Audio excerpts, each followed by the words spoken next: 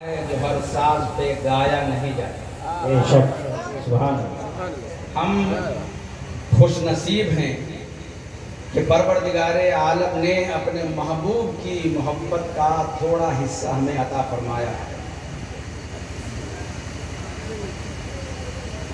یہ اسی محبت کا کرشمہ ہے کہ 12ویں شریف کے حوالے سے ہم محبت کے اظہار کے لیے بیتاب ہو جاتے ہیں۔ میلاد النبی اسی محبت کا حصہ ہے۔ جلوس محمدی اسی محبت کا اعلان ہے۔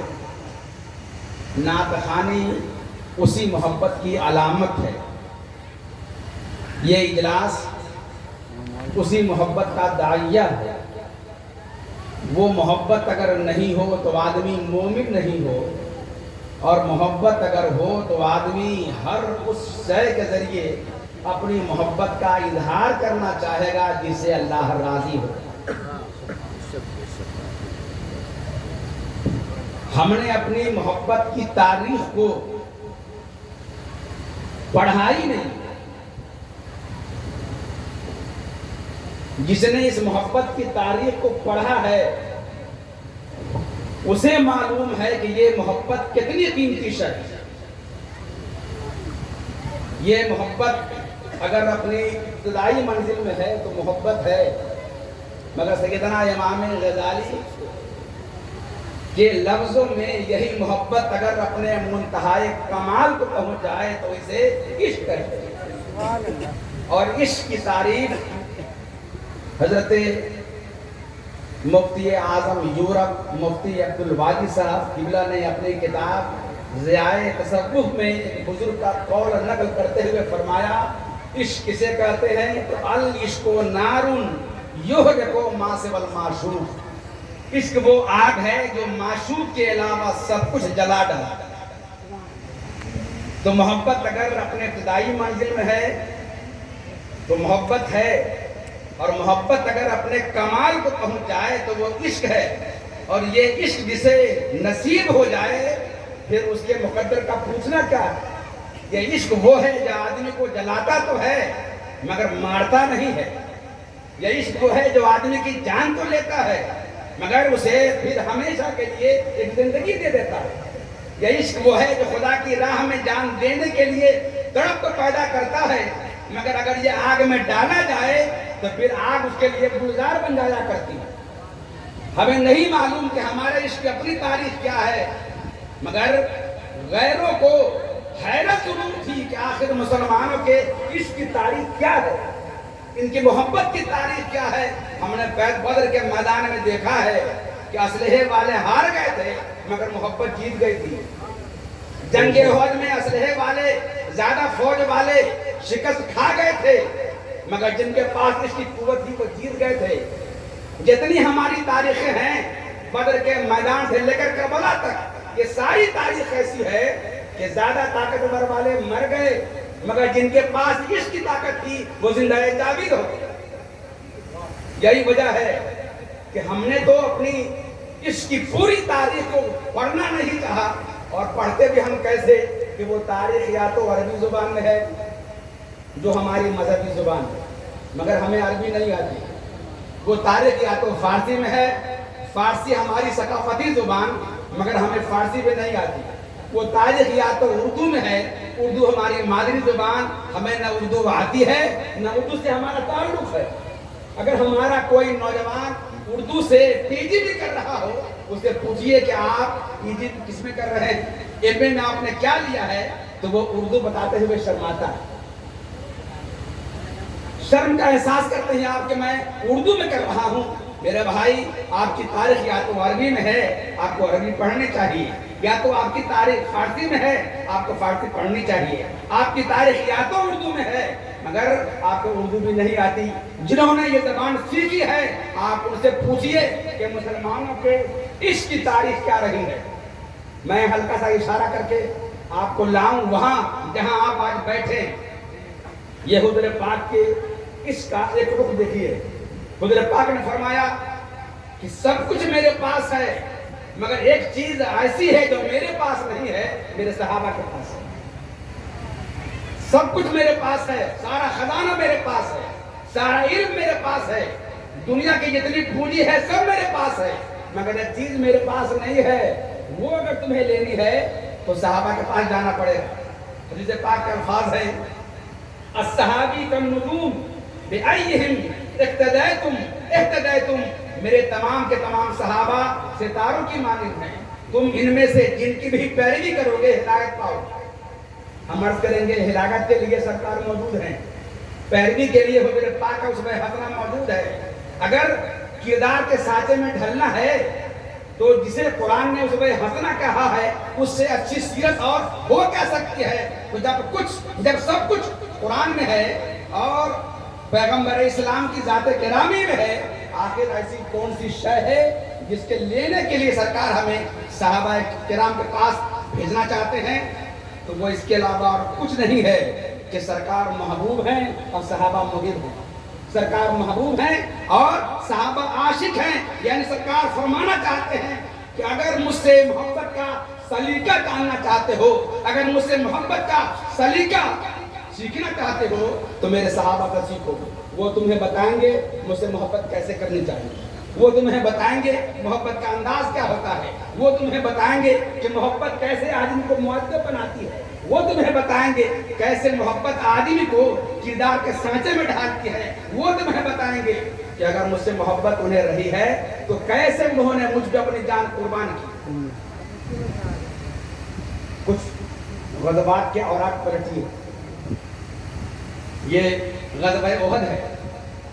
गज़वा क्या होता है आपको नहीं मालूम।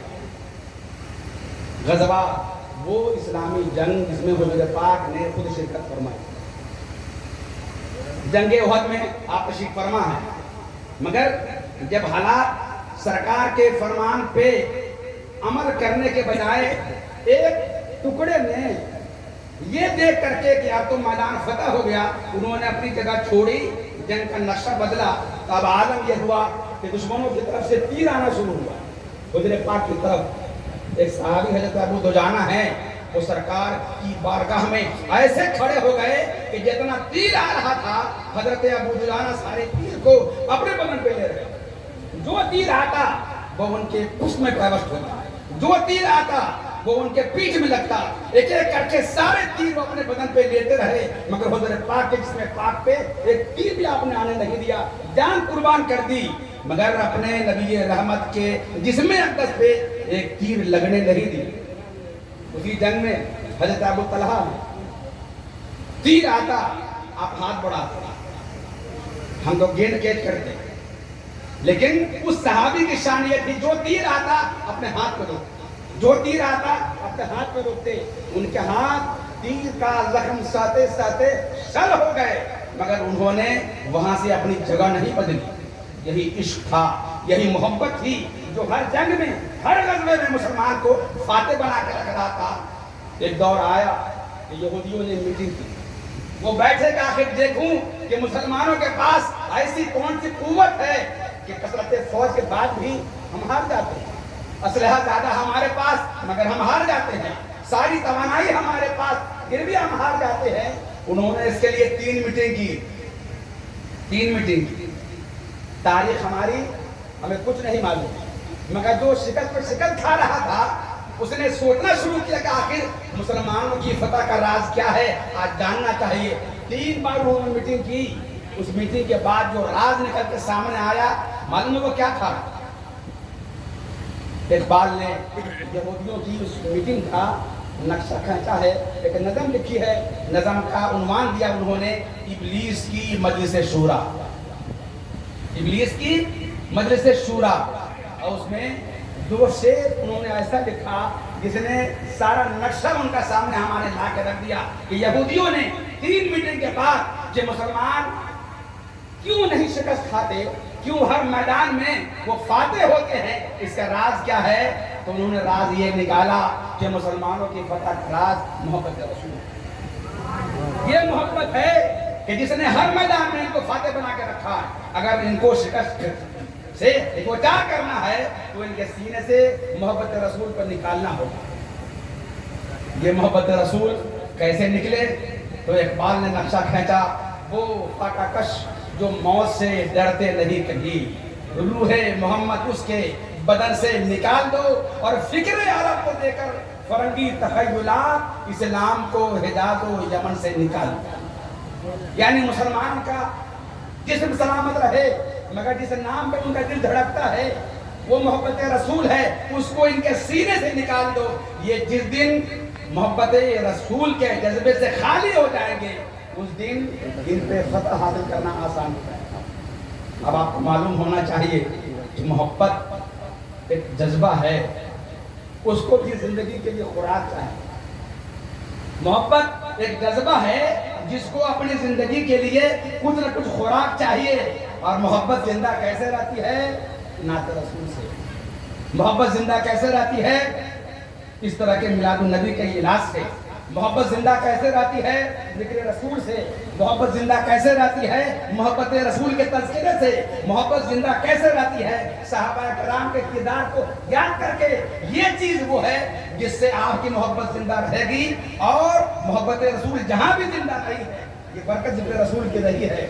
मगर आपको मालूम है जब दुश्मनों ने ये पता लगा लिया कि मुसलमानों को मारने के लिए सीने से मोहब्बत रसूल निकालना होगा, तो आलम क्या हुआ? फतवा निकाला गया, मिलाद को बंद कराओ, जिक्र रसूल पे पाबंदी याद करो, जुलूस पर बिदअत के फतवे लगवाओ। ये जब तक कि आप बंद नहीं कराओगे, मोहब्बत रसूल को ग़िज़ा जहां से मिल रही है, जब तक कि ग़िज़ा आनी बंद नहीं होगी, ये मोहब्बत मर नहीं सकती। ऐसे आलम में जब यहूदियों का ये पैगाम देखा, खड़े हुए इमाम अहमद रज़ा। नक्शा देखा उन्होंने कि ये यहूदी या ईसाई ये कौम मोहब्बत रसूल हमसे छीनना चाहती है, लिहाजा अब हमारा मिशन मोहब्बत रसूल को जिंदा रखना होगा। ये लोग मोहब्बत रसूल के जज्बे को मारना चाहते हैं, अब हमारा काम मोहब्बत रसूल के जज्बे को जिंदगी फराहम करना होगा। उठे इमाम अहमद रज़ा, उन्होंने मिलाद पाक के जवाब पे किताबें लिखी, जुलूस पाक की जवाब पे फतवे सादर किए। जितने ऐसे मामलात जिससे मोहब्बत रसूल को जिंदगी मिलती है, आपने किताबों के जरिए, फतावा के जरिए, रसायल के जरिए, अपने तलामज़ा के जरिए, अपने खुलफा के जरिए इसको जिंदगी फराहम करने की पूरी तवानाई दे दी। अब मैं आपका रुख एक और तरफ ले चल के ये नतीजे की तरफ आपको लाना चाहूँ। इमाम अहमद रज़ा ने जब अपने नबी से मोहब्बत की, अपने सराबा को आपने ढाल दिया मोहब्बत रसूल के पैकर में। आप जागते हैं, बोलते हैं तो लहजे से मोहब्बत रसूल की खुशबू आती है। कलम चलाते हैं, मौजू अगरचे साइंस है मगर उससे भी मोहब्बत रसूल की बू फूटती है। कलम चलाते हैं, मौजू अगरचे फतावा है मगर फतावे में भी इसके रसूल के जलवे की रंगा रंगी नजर आती है। आपने एक बड़ा काम यह किया कि दुनिया में जितनी चीजें हमारी निगाहों से गुजरती हैं, जितनी चीजें हमारी निगाहों से गुजरती हैं, इमाम अहमद रज़ा ने उस इश्क़ रसूल को जिंदा रखने के लिए हर चीज को नात बना के पेश किया, हर चीज को नात बना के पेश किया। आपने आसमान देखा, आसमान का शामियाना तना है मगर कभी ये तसव्वुर नहीं गुजरा होगा कि ये आसमान का तना हुआ शामियाना नात है।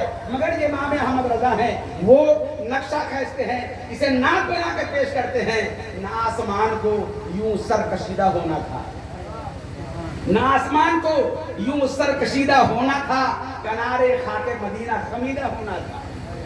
जब देखा कि ये आसमान कहीं झुक गया है, इस झुकने को भी नात बना के आपने पेश किया और फरमाया खम हो गई पुश्ते फलक इस ताने जमीन से, जमीन के ताने से आसमान की कमर टेढ़ी हो गई, खम हो गई पुश्ते फलक इस ताने जमीन से, सुन हम पे मदीना है वो रुतबा है हमारा।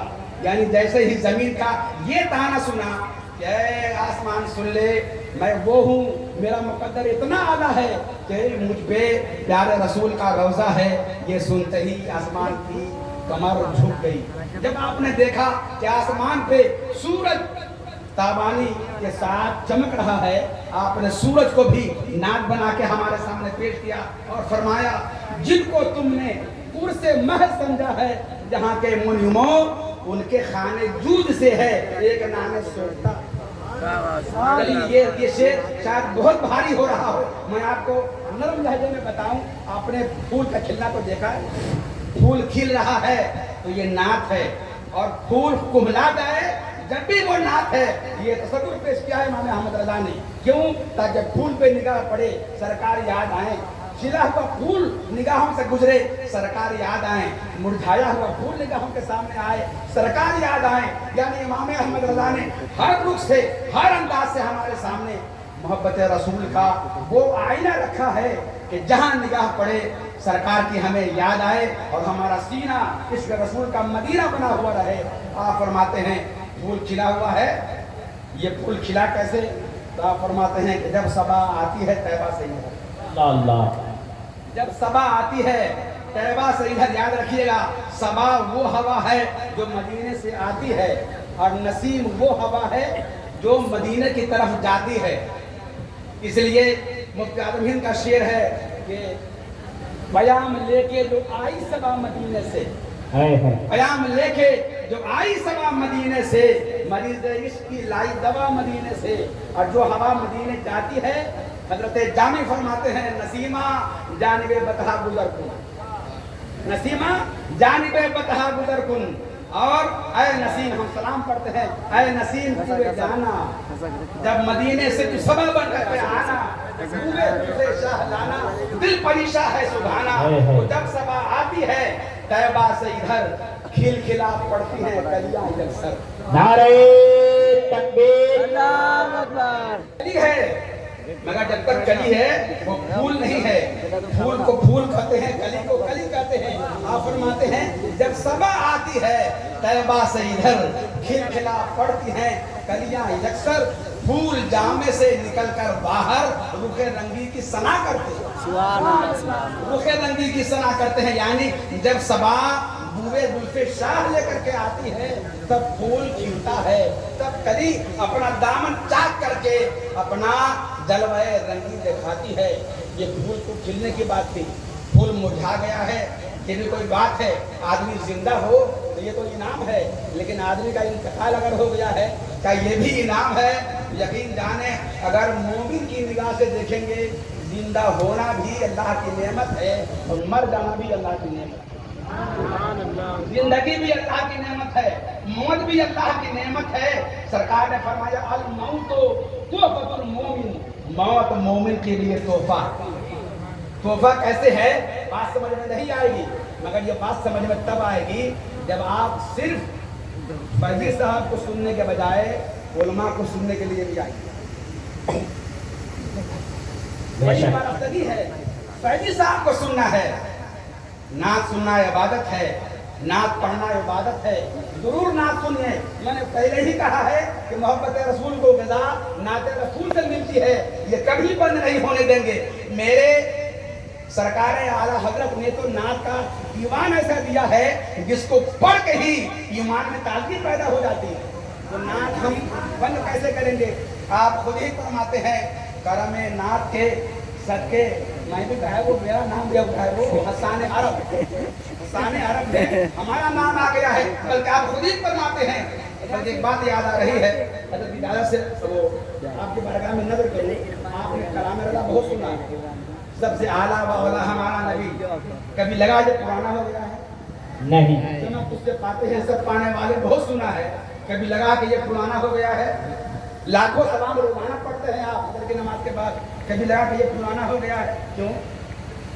और किसी का कलाम सुनिए तो ये पुराना हो गया है यार, ये नया पेश कीजिए। मगर कलाम रज़ा गांव मोहल्ले का पढ़े तो सुभान अल्लाह, बच्चा पढ़े तब भी सुभान अल्लाह, फरीद साहब पढ़े तब भी सुभान अल्लाह। कभी सोचा आपने कि कलाम रज़ा में ये तासीर कहाँ से पैदा हुई? बार बार सुनने के बाद भी लज़्ज़त में कमी नहीं आती। वजह ये है सूरह फातिहा तो आप हर नमाज में पढ़ते हैं और सुनते हैं। कभी ऐसा हुआ कि ये पुरानी सूरह हो गई है? कभी लगा है कुल अल्लाहु अहद तो हमेशा आप सुनते होंगे मगरिब की नमाज में, कभी लगा कि सूरह पुरानी हो गई है? नहीं।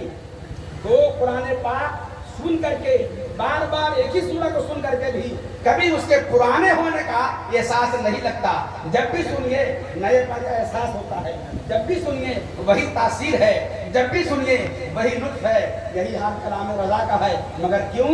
इसलिए आराम फरमाते हैं कुरान से मैंने नात गोई सीखी, कुरान से मैंने नाटगोई सीखी, और जब जो चीज कुरान से सीखी जाएगी उसकी तासीर तो आएगी। जैसे कुरान को सुनने से उसके पुराने होने का एहसास नहीं जागता, ऐसे ही कलाम रज़ा सुन करके भी उसके पुराने होने का कभी एहसास नहीं होता। एक बात और अर्ज करूं, दुनिया का हर शायर किसी न किसी से इस्लाह लेता है, वहाँ एक साथ दो गो 3 4 किसी न किसी से इस्लाह लेगा। शायर है, इस्लाह लेगा, इस्लाह अगर नहीं देगा तो उसकी शायरी में फनी कमी आएगी, फनी नफ्स आएगा। मगर शायरों की भीड़ में तरह इमाम अहमद रज़ा है, हम आ रहे हैं उस शेर की तरफ। मगर जब बात आला की आई तो मैं अर्ज कर रहा हूँ कि आला हज़रत तो वो शायर हैं, कभी किसी को अपना उस्ताद नहीं रहा न शौक कभी मुझको सैर दीवा से, हमेशा सोहबते अरबाबे शेर से हूँ दूर, मगर जो हातिफे गैबी मुझे बताता है, जुबान तक उसे लाता हूँ बमदहे हुजूर। अगर आपने मानवी उस्ताद माना है किनको? हजरत हसन बिन साबित को। इसलिए फरमाते हैं कि रहबर की रहे नाक में गर हाजत हो, नक्शे कदमे हजरत हसन बस बोल दिया नाते पाक कभी बंद नहीं होने देंगे, मगर ये भी नहीं होने देंगे कि आप नात ही के असीर होकर रह जाएं, आप तकरीर न सुने।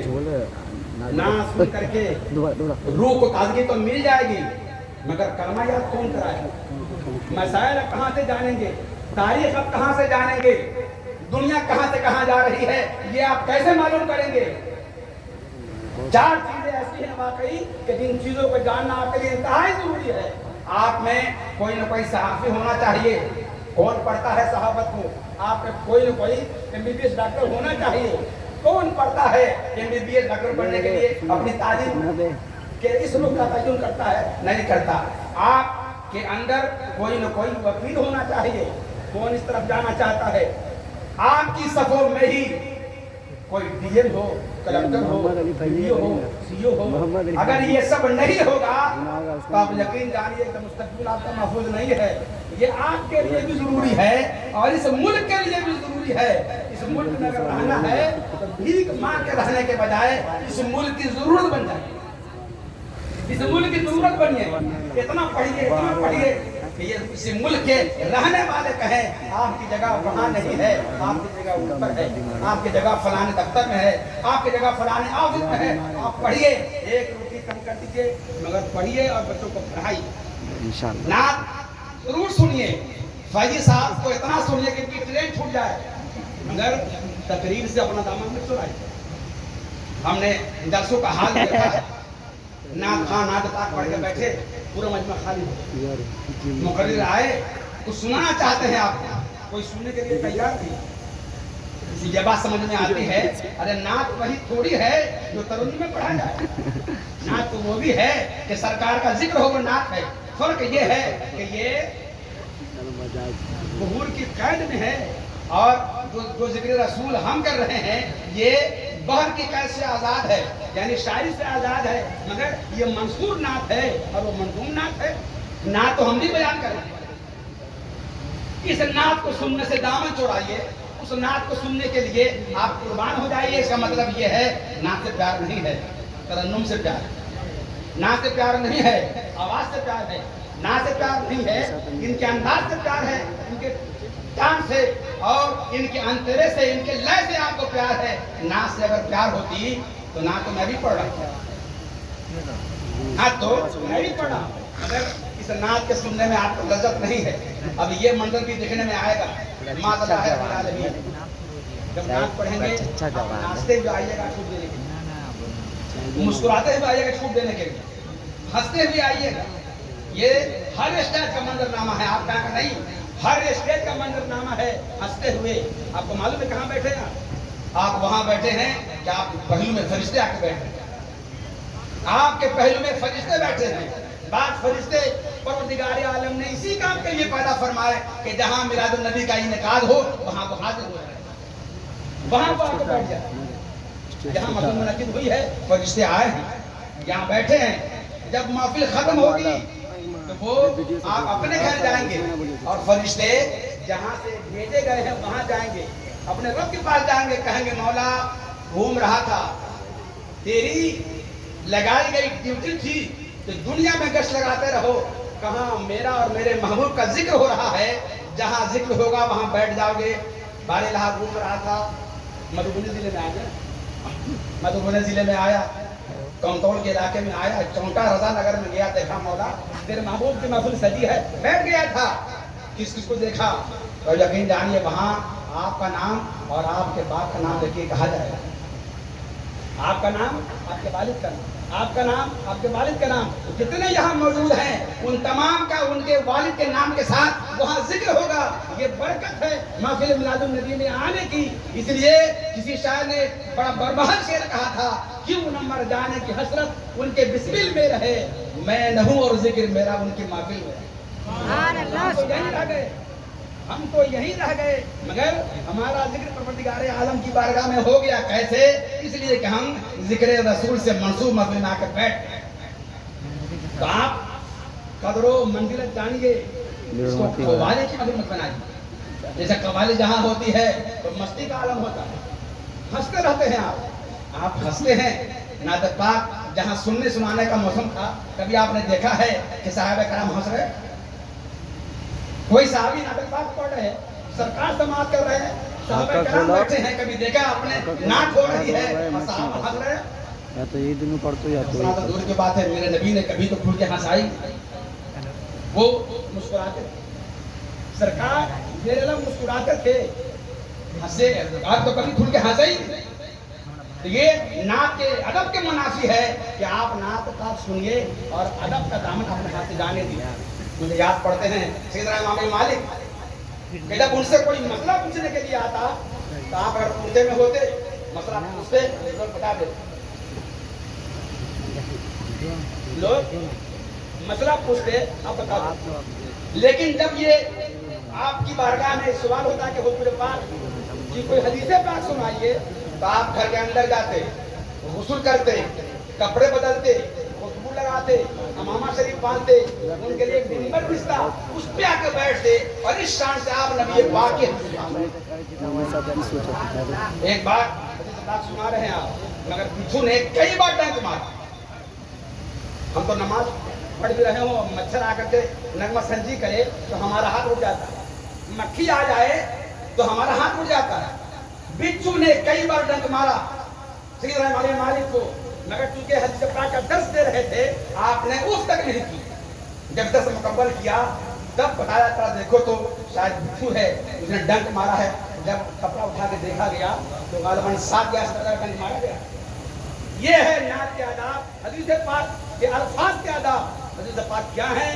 حضور پاک کے لبھائے مبارک سے نکلے ہوئے جملے.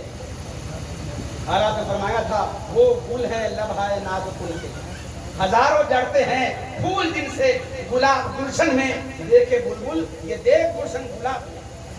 تو لبھائے نبوت سے نکلے ہوئے جملے کہیں قرآن کہلائے اور کہیں حدیث پاک کہلائے. وحی کی 2 قسم ہوئی، جو وحی الہی ہے وہ وحی مطلوع ہوئی، اور جو حضور پاک کی اپنی بات تھی وہ حدیث پاک کہلائی. مگر دونوں نکلا کہاں سے؟ لبھائے مبارک سے.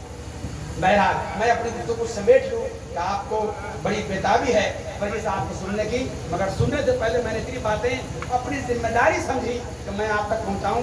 جتنا چھوٹ دینا ہے دے دیجیے، اپنا پورا گھر لا کے دے دیجیے، مگر انداز آپ کا محبت بھرا ہونا چاہیے. آپ کے لب پہ مسکراہٹ تو آ جائے، مگر مسکراہٹ بھی کیوں آ گئی؟ مسکرانا اور رونا دونوں میں بڑا فرق ہے. ہنسنے سے دل مردہ ہوتا ہے اور رونے سے دل زندہ ہوتا ہے.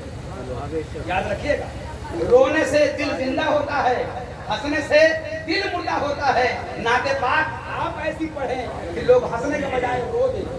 محبت رسول کا وہ جذبہ پیدا ہو جائے کہ یہ رونے لگے. اور آنسو وہ ہے، آنسوؤں کی زبان بڑی قیمتی زبان ہے. دنیا کی ایک ہی زبان ایسی ہے جو پوری دنیا کے انسانوں کی ایک زبان ہے، جو سب کی زبان ایک ہے، اور وہ زبان